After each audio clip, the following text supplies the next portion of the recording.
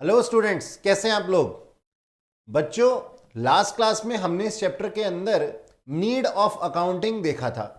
और need of accounting के अंदर हमने बहुत सारे एस्पेक्ट्स को डिस्कस किया था, जिसको कि मैंने लिखवाया भी था आपको। साथ ही हमने कैरेक्टरिस्टिक ऑफ अकाउंटिंग के अंदर सबसे पहला मेजर पॉइंट क्या देखा था कि accounting is an art and science. और इस चीज को हमने डिस्कस भी किया था, जो कि एक बहुत ही अहम मुद्दा है, जो कि आपके एग्जाम्स में पूछा भी जाता है। तो आगे बढ़ाते हुए आज इस चैप्टर को हम लोग अपना अगला टॉपिक लेंगे, ऑब्जेक्टिव ऑफ अकाउंटिंग। तो क्या है ये ऑब्जेक्टिव और किस तरीके से अकाउंटिंग इन ऑब्जेक्टिव्स को पूरा करती है, समझने के लिए चलिए स्टार्ट करते हैं आज की क्लास। तो आप लिखिएगा सबसे पहले objective objective of accounting.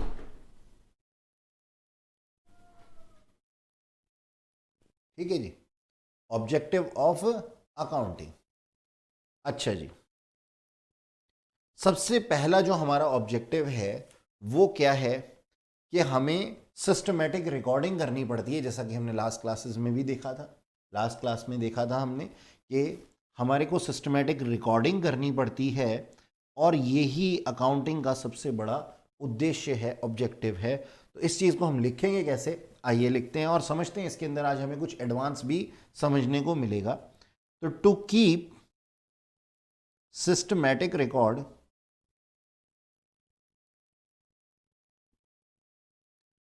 to keep systematic records of business transactions business transaction according to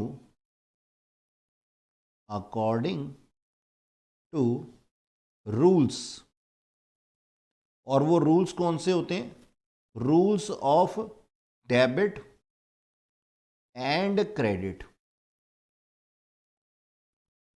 sir, ये डेबिट और क्रेडिट का नाम आपने लास्ट क्लास में भी लिया था, इसका मतलब असल में क्या होता है? देखो बच्चों, rules of debit and credit क्या होते हैं? Rules of debit and credit बताते हैं हमारे को, जैसे हमारी अकाउंट्स के अंदर प्लस एंड माइनस होता है ना, ठीक इसी तरीके से वही रेलेवेंस है किसका?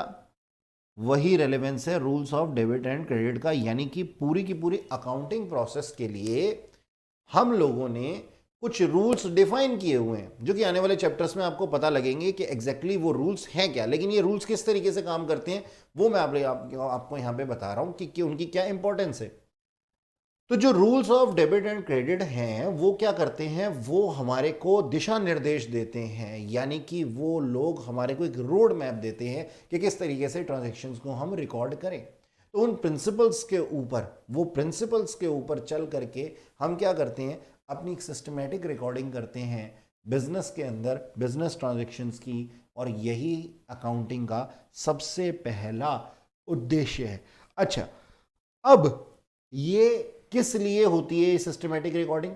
भाई, ताकि फ्रॉड को रोका जा सके, ताकि कोई भी गलत या फिर ओमिटेड एंट्री ना रह जाए। ओमिटेड मतलब गायब, यानी कि कोई ऐसी चीज ना रह जाए जिसके के अंदर हमने जिसको रिकॉर्ड ना किया हो।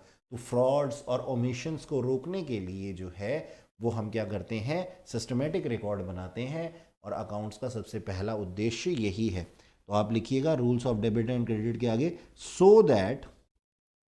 so that it may help to avoid। और किस चीज को अवॉइड करना है हमने? द पॉसिबिलिटी ऑफ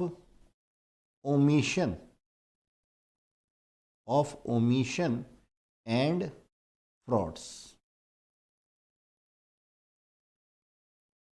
ठीक है जी, फ्रॉड्स को हटाने के लिए।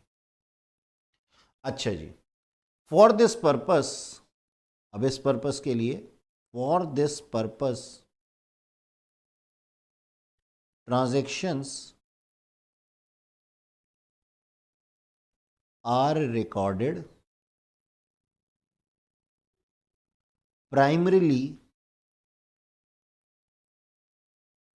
in general, and then posted to subsidiary books.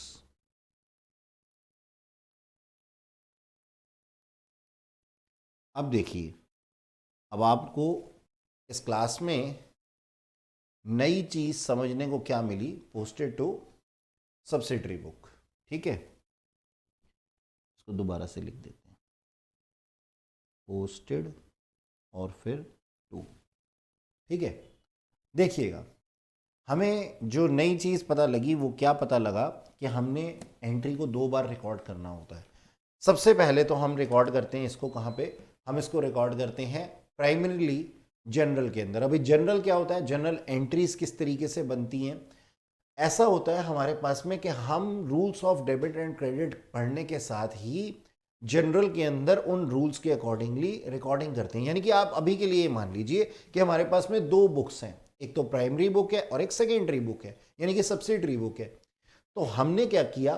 पहले रिकॉर्डिंग की प्राइमरी बुक में, फिर उस प्राइमरी बुक से हमने कहाँ रिकॉर्डिंग करनी होती है?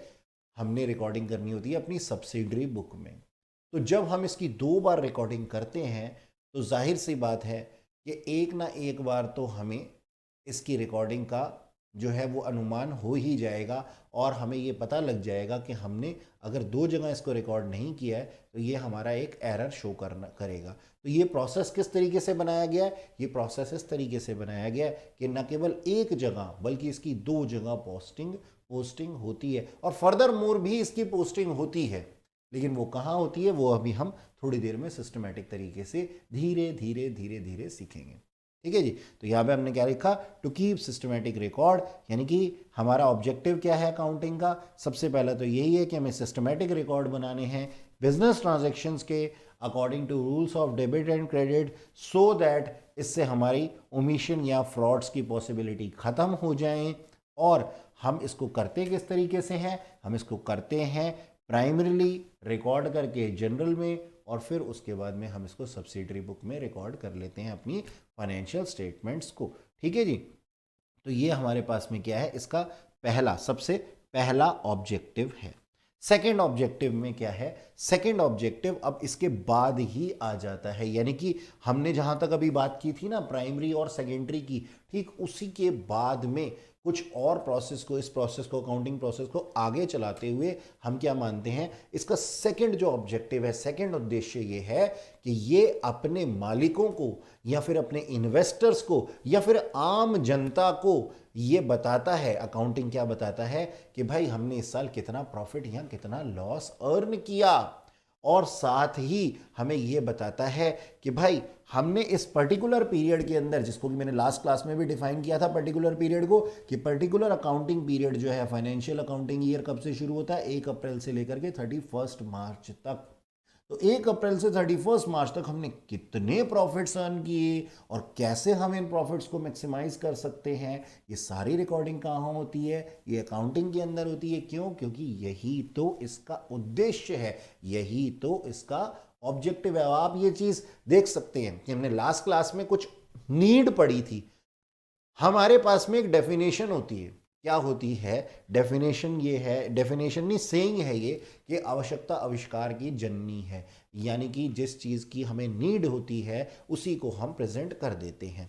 तो ठीक इसी तरीके से हम ये कहते हैं कि हमने नीड्स के अंदर जो पॉइंट पढ़े थे ना लास्ट क्लास में, उसी को अब हम आगे ऑब्जेक्टिव के वे में, क्योंकि जो हमारी नीड थी अब हमारे पास में वही ऑब्जेक्टिव की तरीके से काम करेंगे। यानी कि कुछ पॉइंट्स हमारे अलग होंगे और समझने की चीज़ अलग होगी, लेकिन आपको रेलेवेंस दिखाई देगी उन सभी चीज़ों में जो कि हमारी नीड में थी, वही हमारे ऑब्जेक्टिव में है। क्योंकि जो हमारी ज़रूरत है उसी को हम अपना उद्देश्य बना लेते हैं। तो नीड और अब ऑब्जेक्टिव पढ़ रहे हैं हम। तो सेकेंड पॉइंट आप लिखिएगा, टू कैलकुलेट, यानी कि अकाउंटिंग का सेकेंड ऑब्जेक्टिव क्या है? To calculate the profit or loss for a particular period। और ये पर्टिकुलर पीरियड कब से स्टार्ट होता है? 1 अप्रैल से, और जाता कब तक है? 31 मार्च तक। ठीक है जी, ये हमारा फाइनेंशियल ईयर होता है। अच्छा, अब इस चीज़ को, हमारा ये उद्देश्य तो है, लेकिन ये उद्देश्य हम पूरा किस तरीके से करते हैं? हम पूरा करते हैं, हम बनाते हैं अपने पास में दो चीज़ें। क्या बनाते हैं? अच्छा, अब इस काम के लिए हमारे को क्या करना पड़ेगा? हमें बनाने पड़ेंगे trading and profit and loss account. Profit and loss account. Sir ये क्या होता है? पहले लिखो फिर बताता हूं क्या होता है। और साथ ही ये हमें जानकारी देते हैं किस चीज़ की, कि हमारी इनकम हुई या एक्सपेंसेस हुए। अब देखो मैं समझाता हूँ इसको। इसका नाम क्या है? Trading and P and L account. Trading and P and L account का मतलब क्या है? ये एक ऐसा अकाउंट होता है।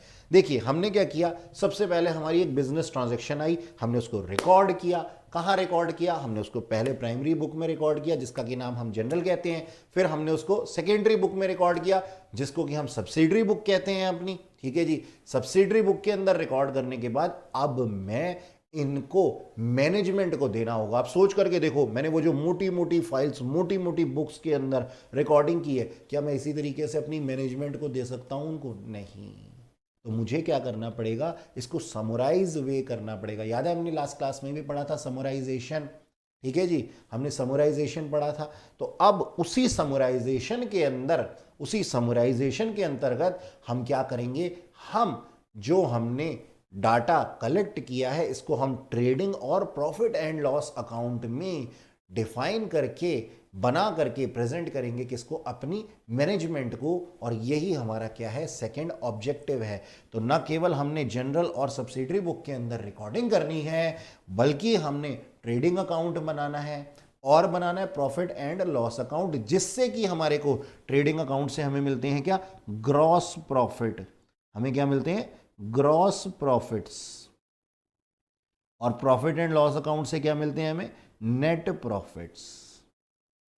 यानी कि ये हमारे आम प्रॉफिट होते हैं। आम प्रॉफिट का मतलब ये है कि हमारे नॉर्मल प्रॉफिट्स होते हैं, और ये हमारे एक्चुअल प्रॉफिट्स होते हैं, कि हमारे नेट प्रॉफिट्स जो भी हैं। तो ट्रेडिंग अकाउंट से हम ग्रॉस प्रॉफिट निकाल सकते हैं। ये तो बहुत अच्छी बात है ना।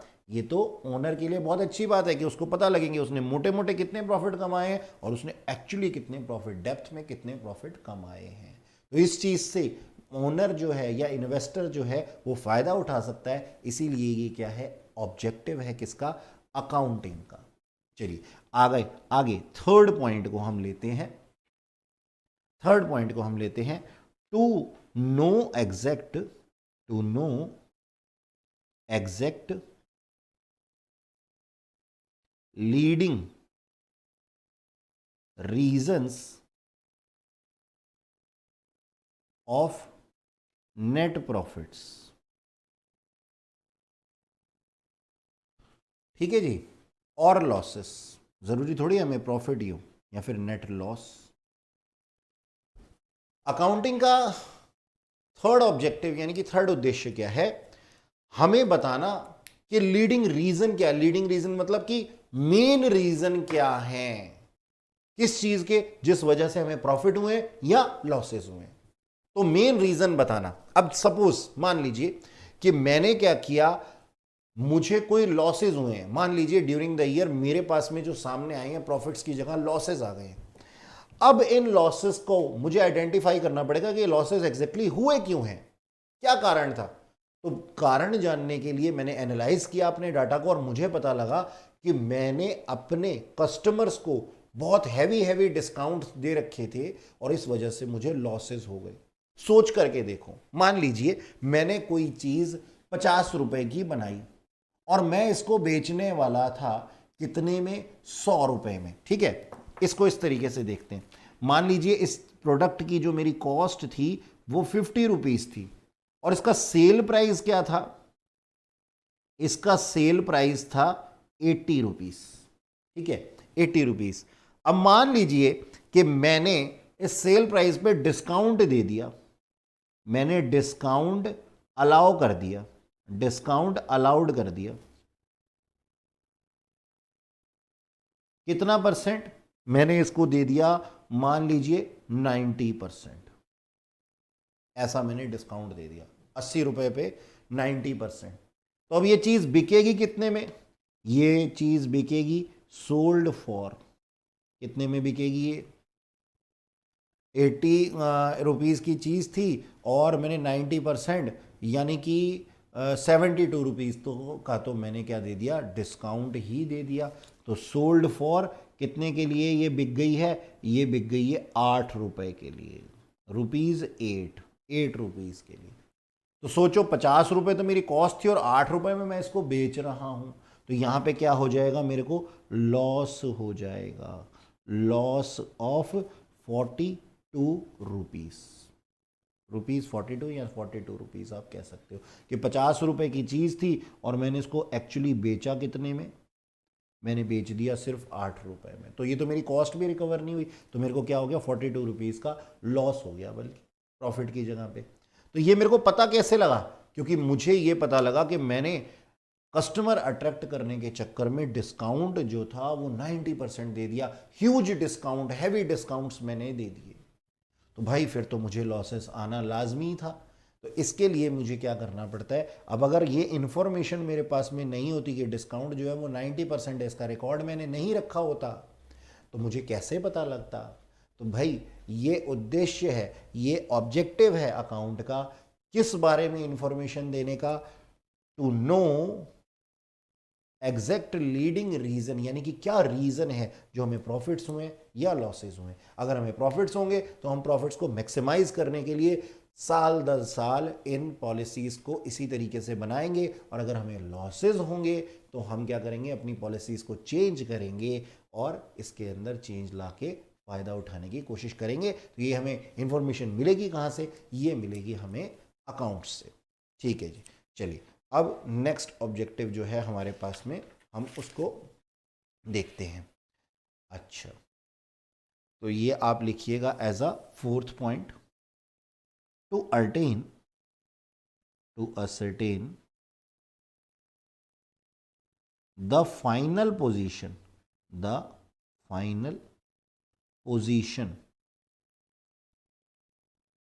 of business, यानी कि अकाउंट्स का एक और ऑब्जेक्टिव है। क्या ऑब्जेक्टिव है? ऑब्जेक्टिव ये है कि वो हमें actual position, actual financial position बताए, यानी कि हमें ये पता चले कि हमारा बिजनेस किधर की तरफ जा रहा है। रेगुलर लॉसेज अगर हमें होते रहेंगे तो एक दिन हमारा बिजनेस बंद हो जाएगा, और हमें अगर रेगुलर प्रॉफिट्स होते रहेंगे तो हमारी एक्सपेंशन होगी। तो बिजनेस जा किधर की तरफ रहा है ये बताना भी किसका ऑब्जेक्टिव है? ये भी ऑब्जेक्टिव है किसका? अकाउंटिंग का। तो आप इसको लिखिएगा, to ascertain the financial position, the financial, finally financial है बेटा, ये इसको ज़रा ठीक कीजिए, financial position of business for this purpose. अब इसके लिए क्या करना होता है? For this purpose balance sheet shall be prepared।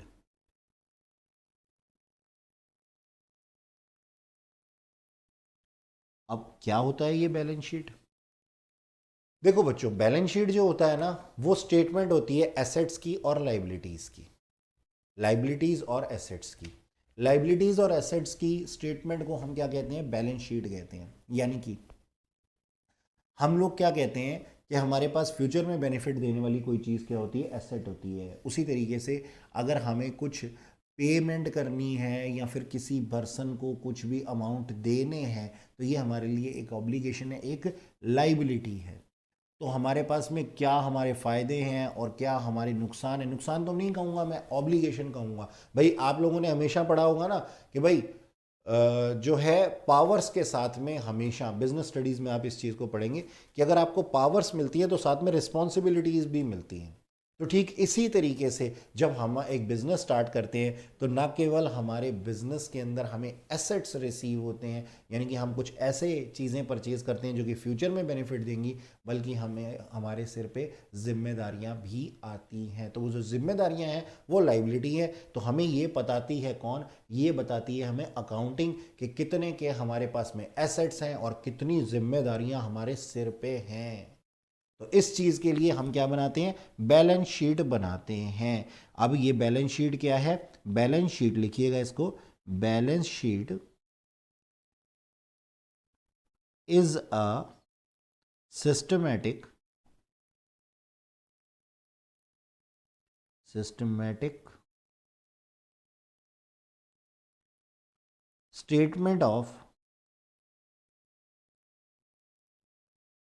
Statement of assets and liabilities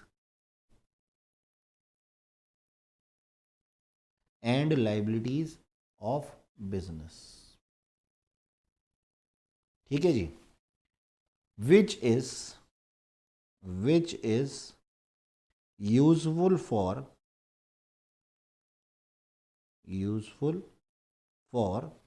new investor.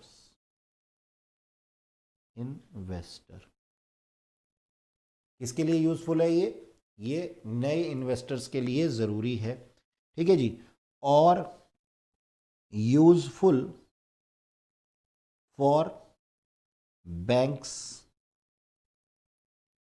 In case of taking loan for business. ठीक है जी। यानी कि कोई भी बैंक, जैसा कि हमने लास्ट क्लास में भी इस पॉइंट को डिस्कस किया था, कोई भी बैंक जो है वो हमें लोन देता है हमारी एसेट्स और लाइबिलिटीज़ की स्टेटमेंट्स को देख करके, जैसे कि हम क्या कहते हैं, बैलेंस शीट कहते हैं। ठीक है, ओके। तो ये क्या है हमारे पास में, ये हमारे पास में बैलेंस शीट प्रिपेयर करना भी अकाउंटिंग का क्या है, एक उद्देश्य है। अच्छा, इस बैलेंस शीट के अंदर क्या आता है वो हम लिख लेते हैं। It shows the balances of cash in hand। यानी कि हमें इससे क्या मोटी मोटी जानकारी मिलती है, हमें जानकारी मिलती है कि हमारे पास में कैश इन हैंड कितना है, कैश एट बैंक कितना है, यानी कि हमारे बैंक अकाउंट के अंदर कितना पैसा है, हमारे पास में क्लोजिंग स्टॉक कितना है, और हमारे पास में लैंड कितनी है, हमारे पास में मशीनरी कितनी है। ठीक है जी। हमारे पास में बिल्डिंग कितने रुपए की है। ये सब चीज़ों की जानकारी जो है हमें एसेट साइड पे बैलेंस शीट के अंदर, बैलेंसेस ऑफ एसेट्स के अंदर मिलती है, ये सारी चीज़ें। और लाइबिलिटीज़ के अंदर हमें पता लगता है, कि हमारे पास में कितनी हमारी कैपिटल है, यानी कि जो पैसे मैंने इन्वेस्ट कर रखे हैं, और कितने के हमारे क्रेडिटर्स हैं। क्रेडिटर्स वो लोग होते हैं जिनको कि मैंने पेमेंट करनी होती है। ठीक है जी, एक्सेट्रा। तो क्रेडिटर वो लोग होते हैं जिनको कि मैंने उधार पे मैंने सामान खरीदा हुआ है और मुझे उनको पेमेंट करनी है फ्यूचर में, दे आर क्रेडिटर्स। ठीक है। तो ये हमारे पास में क्या है, ये हमारे ऑब्जेक्टिव के अंदर आता है कि भाई हमारे पास में जो भी अकाउंटिंग सिस्टम है वो अगर इन ऑब्जेक्टिव को पूरा नहीं कर रहा है तो हम क्या कहेंगे कि वो विफल है, लेकिन ऐसा जनरली होता नहीं है। अच्छा जी, और लिखते हैं हम क्या ऑब्जेक्टिव हैं। फिफ्थ पॉइंट के अंदर आप लिखिएगा, to ascertain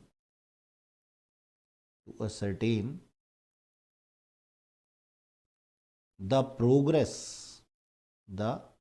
progress of business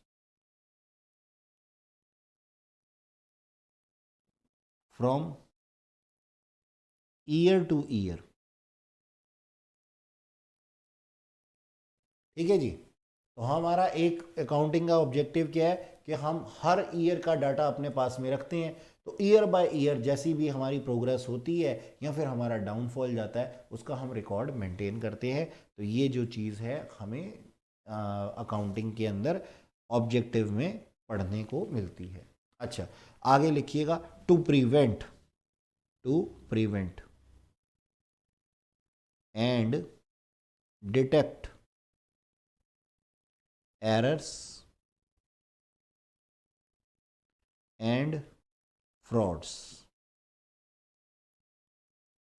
ये चीज़ हम पहले भी डिस्कस कर चुके हैं कि हम एरर्स और फ्रॉड्स को जो हैं वो डिटेक्ट कर देते हैं अकाउंटिंग से। किस तरीके से कर देते हैं? हमारे पास में प्राइमरी बुक होती है, सेकेंडरी बुक होती है, दो जगह हमने रिकॉर्डिंग करनी है, तो किसी एक के अंदर तो रिकॉर्डिंग होगी ही, जिससे कि हमें पता लग जाता है कि भाई हमारा जो अकाउंटिंग सिस्टम है वो किस तरीके से चल रहा है।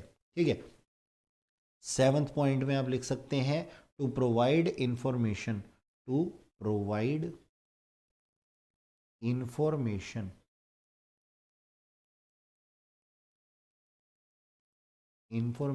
Of business to various parties. यानी कि यही हमारे पास में अकाउंटिंग की नीड के अंदर भी था कि हमें ज़रूरत क्या है? हमें ज़रूरत है भाई इंफॉर्मेशन की। इंफॉर्मेशन कलेक्ट करने के बाद में ये प्रोवाइड की जाती है। अब इस इंफॉर्मेशन को किसको दिया जाता है? बिजनेस की जो भी इंफॉर्मेशन होती है वो ओनर को दी जाती है, वो दी जाती है बैंक्स को।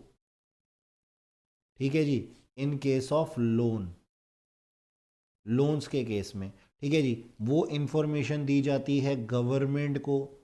गवर्नमेंट को क्यों दी जाती है? क्योंकि हमें टैक्सेस पे करने होते हैं, इनकम टैक्स पे करना होता है या फिर GST, goods and service tax पे करना होता है।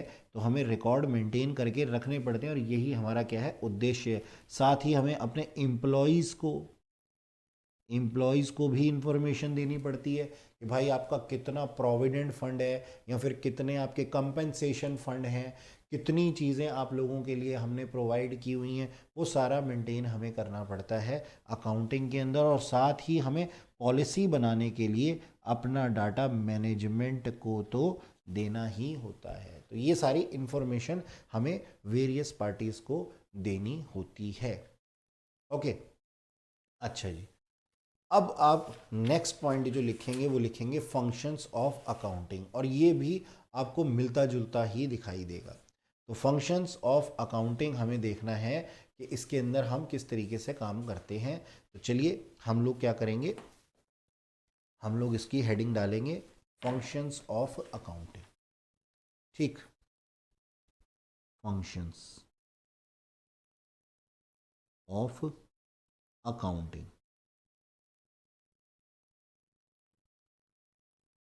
चलिए इसको भी समझ लेते हैं कि हमारे पास में क्या क्या फंक्शन होते। देखिए जी, सबसे पहला फंक्शन तो यही है। अब हमने क्या पढ़ लिया? हमने नीड पढ़ लिया, हमने पढ़ लिया कि हमारे पास में ऑब्जेक्टिव क्या थे। अब ऑब्जेक्टिव से ही मिलते जुलते हमारे पास में, क्योंकि जो हमारे उद्देश्य होंगे वही हमारे काम होंगे। भाई अकाउंट्स के लिए पहले हमें नीड पता लगी, फिर हमें पता लगा कि हमारे अकाउंटिंग के ऑब्जेक्टिव क्या हैं, उद्देश्य क्या है। तो जो उद्देश्य होंगे, जो भी ऑब्जेक्टिव होंगे, उन्हीं को तो पूरा करने को हम क्या कहते हैं? फंक्शंस कहते हैं। तो आपको सिमिलर सिमिलर से पॉइंट्स हमेशा देखने को इसके अंदर मिलेंगे। कुछ एक पॉइंट हैं जो अलग हो सकते हैं। ठीक है जी, तो फंक्शंस ऑफ अकाउंटिंग के अंदर आप पहला पॉइंट लिख सकते हैं maintaining complete and systematic records.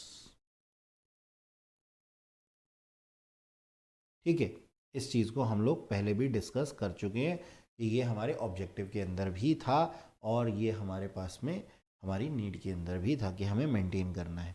अच्छा, अभी अभी हमने डिस्कस किया था वही हम इसके अंदर लिखेंगे, communicating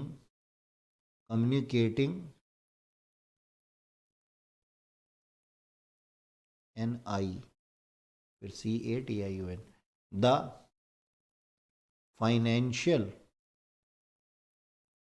financial results to various parties.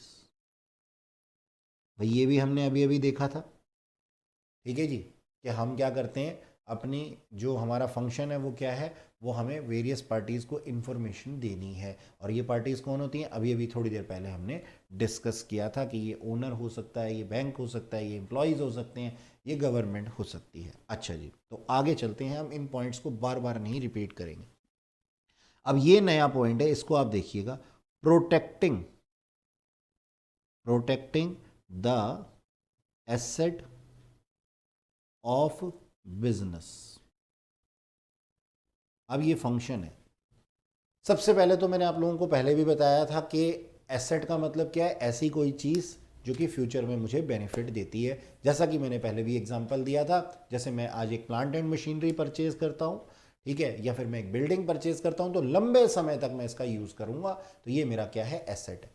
अब इस एसेट को अकाउंटिंग प्रोटेक्ट कैसे करती है, समझ करके देखिए। मैं आपको एक एग्जांपल देता हूँ। मान लीजिए मैंने एक लैंड एंड बिल्डिंग परचेज की, मैंने मान लीजिए एक बिल्डिंग परचेज की। चलिए, ये तो एक कॉमन ही बात है, आप लोगों को अच्छे से समझ में आ जाएगी। मैंने एक बिल्डिंग परचेज की और इसको मैंने परचेज किया फॉर लेट्स से 50 ईयर्स। यानी कि मैंने आज क्या सोच लिया है कि 50 साल बाद इसको बेच दूंगा। अब 50 साल बाद बेच दूंगा और मैं इसके लिए कोई खर्चे ना करूं इसको मेंटेन करने के लिए, तो ये बिल्डिंग तो बंजर हालत में हो जाएगी, हालत ख़राब हो जाएगी इस बिल्डिंग की, और ये समय से पहले ही ख़राब हो जाएगी। तो मुझे इसके लिए, इसके मेंटेनेंस के लिए क्या करना पड़ेगा, कुछ रिपेयर्स करने पड़ेंगे। तो इस बिल्डिंग के लिए मुझे क्या करने पड़ेंगे, रिपेयर्स करने पड़ेंगे। और रिपेयर्स का क्या नेचर है, रिपेयर सर एक्सपेंडिचर होता है, और एक्सपेंडिचर को रिकॉर्ड कहां किया जाता है, रिकॉर्ड किया जाता है अकाउंटिंग में। ठीक है जी, अकाउंटिंग के अंदर हम इसको रिकॉर्ड करते हैं। तो अकाउंटिंग ने एक्सपेंस जो है को रिकॉर्ड किया, और एक्सपेंस को रिकॉर्ड किया, ऐसी व्यवस्था हमारे पास थी, तो हम कुछ एक्सपेंस यानी कि रिपेयर कर सकते थे, और रिपेयर ने फिर बिल्डिंग को प्रोटेक्ट कर लिया। तो हम क्या कहते हैं कि एक तरीके से अकाउंटिंग ने हमारे एसेट को प्रोटेक्ट कर लिया। यानी कि अगर अकाउंटिंग की रिकॉर्डिंग ना होती तो हम क्या रिपेयर को यहाँ पे रिकॉर्ड कर सकते थे, क्या हम पता कर सकते थे कि हमारा क्या किस तरीके का खर्चा है ये। तो हम ये कहते हैं कि हमारे जितने भी एसेट्स होते हैं उसके ऊपर जो रिपेयर रिन्यूअल वगैरह होते हैं, ये हमारे एक्सपेंसेस होते हैं। एक्सपेंसेस कहाँ रिकॉर्ड होते हैं, हमारे रिकॉर्ड होते हैं अकाउंटिंग के अंदर। ओके, अच्छा, और फंक्शंस के अंदर देखते हैं, to provide assistance to management.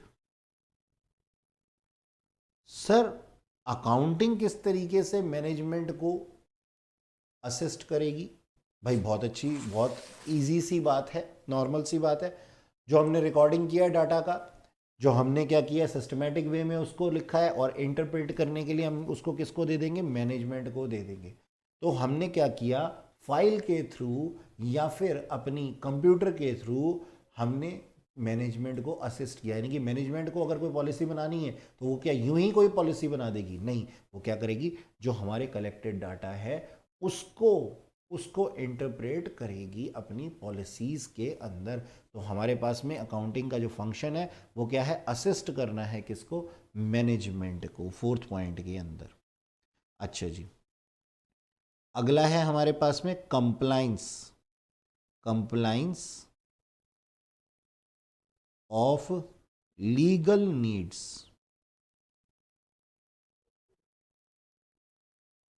ठीक है जी, लीगल नीड्स, देखिएगा, समझिए मेरी बात को, कि अकाउंटिंग के अंदर आए दिन कोई ना कोई पर्सन बिजनेस के ऊपर कोई भी कोर्ट के अंदर स्यू करता रहता है, या फिर बिजनेस, हमारा बिजनेस किसी से सेटिस्फाई नहीं है तो बिजनेस क्या नाम है जो है वो स्यू कर देता है। तो लीगल फॉर्मेलिटीज़ होती हैं हमारे पास में। लीगल फॉर्मेलिटीज़ क्या होती हैं, मान लीजिए कि मैं एक कोर्ट का जज हूं और आपका दोस्त लड़ते हुए मेरे पास में आए, तो मुझे क्या चाहिए, एविडेंस चाहिए। अब एविडेंस कहाँ से मिलेगा? जब आपने कोई रिकॉर्डिंग की होगी या फिर आपके दोस्त ने रिकॉर्डिंग की होगी। बिना एविडेंस के तो कोई भी फैक्ट्स नहीं माने जा सकते। तो ये जो लीगल प्रोसीडिंग्स के अंदर एविडेंस पेश किए जाते हैं, ये भी कैसे किए जाते हैं? ये भी अकाउंटिंग के द्वारा ही किए जाते हैं। यानी कि एक सिस्टमेटिक वे में हम हर फैक्ट को, हर मॉनिटरी फैक्ट को जो है वो रिकॉर्ड करते हैं, और रिकॉर्ड करके as an evidence in case of any dispute as an evidence हम इन डाटा को कोर्ट में भी पेश कर सकते हैं। तो ये भी अकाउंटिंग का एक फंक्शन है कि अगर उसके ऊपर कोई लीगल रिस्पॉन्सिबिलिटी आती है, कोई स्यू हो जाता है, कोई मुकदमा हो जाता है, तो कहने का मतलब ये है कि ये रिस्पॉन्सिबिलिटी है अकाउंटिंग की, या फिर फंक्शन है अकाउंटिंग का कि उसको लीगल नीड्स की कंप्लाइंस करनी पड़ती है। या फिर आप यूँ कह सकते हैं कि हमारे को अगर गवर्नमेंट ऑफ इंडिया ने किसी तरीके से कोई भी लीगल फॉर्मेलिटीज़ हमारे ऊपर लगा दी हैं, जैसे कि हम ये कहते हैं कि हम अगर किसी चीज़ का प्रोडक्शन कर रहे हैं तो उसके गार्बेज के लिए, उसके वेस्ट के लिए हमारे को कुछ पर्टिकुलर व्यवस्था करनी होगी। तो ये हमारी क्या है? लीगल ऑब्लिगेशन है। तो लीगल ऑब्लिगेशन को पूरा किया गया है। ऐसा रिकॉर्ड कहाँ मेंटेन किया जाता है? ऐसा फंक्शन कहाँ किया जाता है? अकाउंटिंग में किया जाता है। ठीक है जी। तो ये क्या थे हमारे फंक्शंस ऑफ अकाउंटिंग। और इसके अंदर जो नेक्स्ट पॉइंट है, सिक्स्थ पॉइंट है, वो क्या है हमारे पास में? Fixing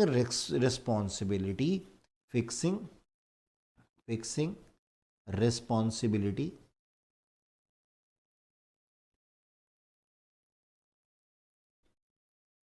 of various departments of business. देखिएगा कि ओनर्स ने या फिर मैनेजमेंट ने क्या कर दिया? मैनेजमेंट ने पॉलिसी बना दी। तो जो मैनेजमेंट ने पॉलिसी बनाई थी उसके अकॉर्डिंगली उन्होंने अलग अलग डिपार्टमेंट, जैसे कि प्रोडक्शन डिपार्टमेंट है, जैसे कि सेल्स डिपार्टमेंट है, जैसे कि मार्केटिंग डिपार्टमेंट्स है, जैसे कि एडवर्टीजमेंट डिपार्टमेंट है, अलग अलग डिपार्टमेंट्स को उन्होंने कुछ रिस्पॉन्सिबिलिटी दे दी। अब ये रिस्पॉन्सिबिलिटी कब दी गई? जब एक पॉलिसी बनाई गई। और पॉलिसी कैसे बनाई गई? पॉलिसी बनाई गई अकाउंटिंग प्रोसेस के थ्रू। तो अगर अकाउंटिंग प्रोसेस ना हो तो हम इन लोगों को, इन अलग अलग डिपार्टमेंट्स को रिस्पॉन्सिबिलिटी भी नहीं दे सकते। इसलिए ये भी अकाउंटिंग का एक फंक्शन है। इस तरीके से हम लोग अकाउंटिंग को देखते हैं। ठीक है जी, ओके। अब चलते हैं अपने पास में अगले, अपने नेक्स्ट टॉपिक के ऊपर, जिसका की मतलब है क्या? जिसका की नाम है बुक कीपिंग अकाउंटिंग। ठीक है जी, ये देखिएगा, ये मैं लिखूंगा अभी आप लोगों के लिए। ओके, नेक्स्ट हमारा जो टॉपिक है वो है बुक कीपिंग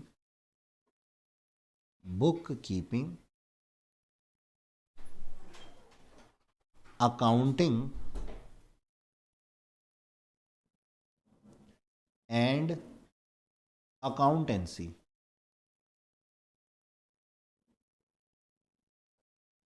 तो ये तीनों चीजें क्या हैं?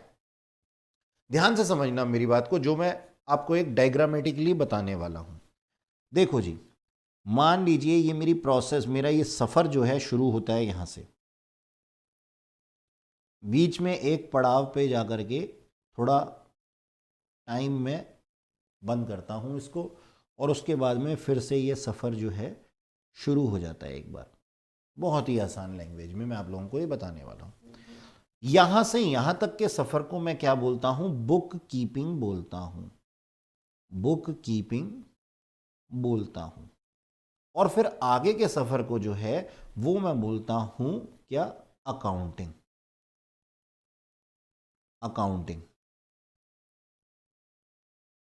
ठीक है। और जिस गाड़ी में बैठ करके मैंने ये सफर किया है पूरा, उसको मैं क्या कहता हूं? उसको मैं कहता हूं अकाउंटेंसी। ठीक है जी। तो इन दोनों के ऊपर जो है वो जो गाड़ी है, मतलब ये वाली गाड़ी यहां से चली और ये गाड़ी यहां पे जाकर के रुकी, इस पूरी गाड़ी का नाम क्या है? अकाउंटेंसी इसका नाम है। इसका मतलब अकाउंटेंसी जो है इन दोनों को लीड करती है, सबसे बड़ी है, ठीक है। और बुक कीपिंग जो है वो सफर की शुरुआत है, और बुक कीपिंग के बाद में सफर जो आगे चलता है वो अकाउंटिंग के साथ चलता है। इस चीज को आप समझ लीजिए, इस चीज को आप अच्छे से समझ लीजिए, ठीक है। चलो अब मैं बताता हूं कि ये क्या कहा मैंने, किस तरीके से हम इसको काम करते हैं। तो हम ना अभी गाड़ी की बात नहीं करेंगे, हम पहले बुक कीपिंग की बात करेंगे। तो बुक कीपिंग का असल में मतलब क्या है भाई? बुक कीपिंग का मतलब है, यानी कि इस सफर का मतलब है, नंबर वन, अकाउंटिंग के अंदर आप कैसे काम करते हैं? आप आइडेंटिफाई करेंगे, आइडेंटिफाई आइडेंटिफाई फाइनेंशियल ट्रांजैक्शंस। यानी कि बुक कीपिंग के अंदर क्या होता है? सबसे पहले आइडेंटिफाई किया जाता है हमारे, मतलब ये तीनों चीजें हमें समझनी है कि होती क्या है बेसिकली। तो सबसे पहले हम समझ रहे हैं क्या बुक कीपिंग क्या होता है। बुक कीपिंग होता है जी, आइडेंटिफाई किया जाता है फाइनेंशियल ट्रांजैक्शंस को, इसके बाद में इसको मेजर किया जाता है, मेजर किया जाता है, यानी कि हमने इसको माप लिया, मेजर किया जाता है देम इन मनी, यानी कि पैसे में इसको तोला जाता है। अब मैंने आप लोगों को पहले भी ये बात बताई थी ना कि मान लीजिए आपने 50 चेयर्स खरीद ली और 200 रुपए की एक चेयर्स थी, तो आपको इस तरीके से रिकॉर्ड नहीं करना कि हमने 50 चेयर परचेज की हैं। वो चेयर्स कितने की हैं उसको कन्वर्ट किया जाता है, किसको मेजर किया जाता है, किसमें? मनी में। यानी कि कोई भी ऐसी ट्रांजैक्शन बुक कीपिंग के अंदर नहीं आ सकती जिसको कि हम कहते हैं उसको हम मनी के वे में मेजर नहीं कर सकते, ठीक है।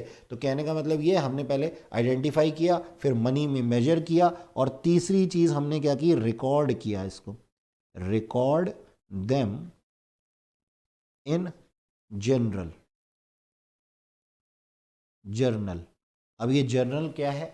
जर्नल हमारी प्राइमरी बुक होती है। जर्नल यानी कि प्राइमरी बुक, प्राइमरी बुक हमने रिकॉर्ड कर लिया, और फिर उसको हमने क्लासिफाई कर दिया। फोर्थ केस में हमने क्या कर दिया? इसको मैं ऊपर करता हूं थोड़ा सा, आपको अच्छे से समझ में आएगा। हाँ जी, फोर्थ पॉइंट के अंदर मैंने इसको क्या कर दिया? क्लासिफाई कर दिया, classifying them into subsidiary book, subsidiary book में क्लासिफाई कर दिया। जैसा कि मैंने बताया था ना आप लोगों को कि मैं आइडेंटिफाई करता हूं कि कोई ट्रांजैक्शन एक्सपेंस है, एसेट है, इनकम है, या फिर लाइबिलिटी है, तो मैंने उसको क्लासिफाई कर दिया किसमें? सब्सिडरी बुक में। और इस सब्सिडरी बुक को, अब आपकी ज्ञान वृद्धि करते हैं, इस सब्सिडरी बुक को हम क्या कहते हैं? इसको हम कहते हैं लेजर। तो अगर आपसे कोई पूछे कि पहले लेजर बनता है या पहले जर्नल बनता है, तो आप बताएंगे कि पहले जर्नल बनता है और उसके बाद में लेजर बनता है, क्योंकि जर्नल हमारी प्राइमरी बुक है और लेजर हमारी सब्सिडरी बुक है, ठीक है जी। तो ये चार चीजें जो होती हैं ना, किस में आती हैं? बुक कीपिंग के अंदर आती हैं। क्या? आइडेंटिफाई करना फाइनेंशियल ट्रांजैक्शंस को, यानी कि हमने जो अकाउंटिंग के अंदर प्रोसेस पढ़ी थी ना, उस प्रोसेस के अंदर सबसे पहली चीज क्या होती है? बुक कीपिंग होती है, जिसके के अंदर पहले फाइनेंशियल ट्रांजैक्शन को आइडेंटिफाई किया जाता है, उनको मनी में कन्वर्ट किया जाता है, यानी कि उनका अमाउंट मापा जाता है, और उसको फिर बाद में जनरल में रिकॉर्ड करके और फिर सब्सिडरी बुक में यानी कि लेजर में रिकॉर्ड किया जाता है। अब यहां से स्टार्ट होता है आगे का सफर, जो कि है अकाउंटिंग। अब अकाउंटिंग क्या करता है? अकाउंटिंग करता है समराइजेशन। देख रहे हैं आप, मैं इसको फिफ्थ पॉइंट दे रहा हूं, मैं इसको नंबर 1 नहीं दे रहा हूं। तो 4 के बाद में जो आगे चलेगा वो क्या है? फिफ्थ है। यानी कि जहां पे हमारा सफर बुक कीपिंग के साथ खत्म हुआ, वहीं हमारा सफर अकाउंटिंग के साथ में चल पड़ा। तो ये 5वां पॉइंट क्या है जी? Summarising, summarising the classified. जो क्लासिफाइड हमारा डाटा था ना, classified transactions in profit and loss account, P/L account, ठीक है जी, P&L account and balance sheet, and balance sheet. तो भाई देखिए, समझिए, बुक कीपिंग ने अपना सफर खत्म किया, अकाउंटिंग ने अपना सफर शुरू किया, और यहां पे देखिए सफर कहां खत्म हुआ था? बुक कीपिंग का क्लासिफिकेशन पे हुआ था। तो अब अकाउंटिंग ने उस क्लासिफाइड डाटा को क्या कर दिया, समराइज कर दिया। और इसको समराइज करने के लिए हम क्या करते हैं, बनाते हैं प्रॉफिट एंड लॉस अकाउंट, जिससे कि हमें इंफॉर्मेशन मिलती है कि हमने इस साल प्रॉफिट अर्न किए या लॉसेज अर्न किए, या फिर हम इसको समराइज करते हैं किस वे में, बैलेंस शीट में, जिससे कि हमें इंफॉर्मेशन मिलती है कि हमारे एसेट कितने हैं और हमारी लाइबिलिटी कितने हैं। अच्छा, क्या समराइजेशन करने के बाद काम खत्म हो जाता है? नहीं, आगे चलती हैं चीजें। और सिक्स्थ पॉइंट के अंदर हम कहते हैं कि हम इनका एनालिसिस करते हैं। सिर्फ समराइजेशन से कुछ नहीं होगा, हमें इसका एनालाइज भी करना पड़ेगा। तो एनालाइजिंग एंड इंटरप्रिटेशन।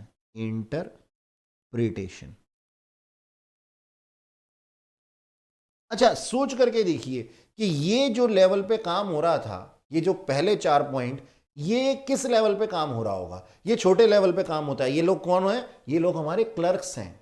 लेकिन जब बात आ जाती है समराइजेशन की या फिर एनालिसिस करने की और इंटरप्रिटेशन करने की, तो क्या क्लर्क्स पॉलिसी बनाते हैं? क्या क्लर्क्स इन डाटा को एनालाइज करते हैं? क्या क्लर्क्स इन इंटरप्रिटेशंस को अंजाम देकर के पॉलिसीज बनाते हैं? नहीं। तो ये चीजें कहां चली गई हैं? ये चीजें चली गई हैं मैनेजमेंट के पास।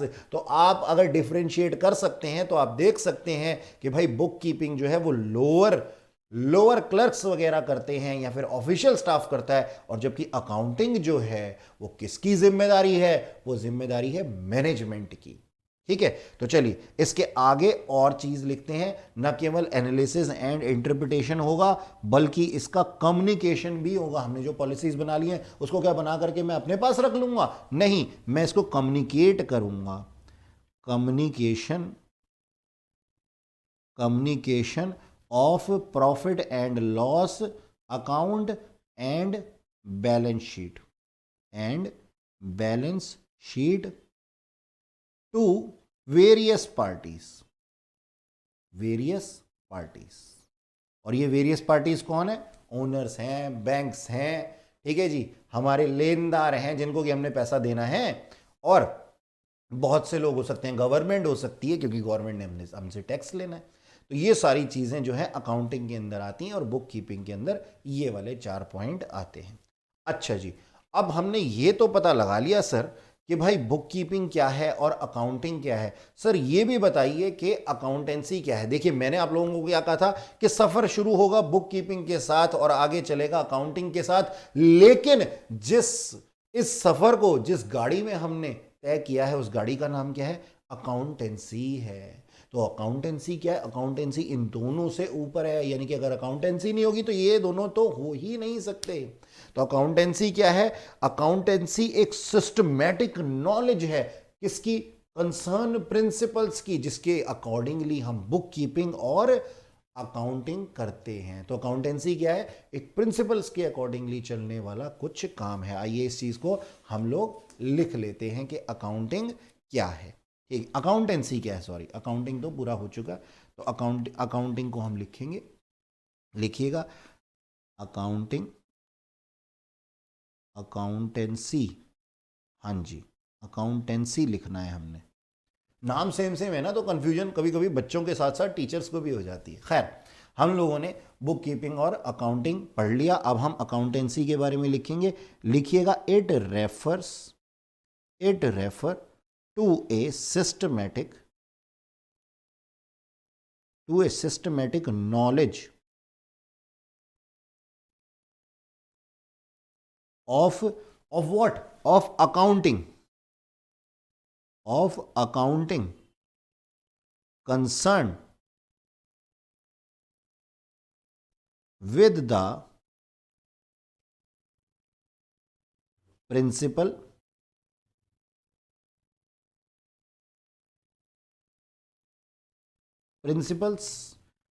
मतलब सिद्धांत, प्रिंसिपल्स एंड टेक्निक्स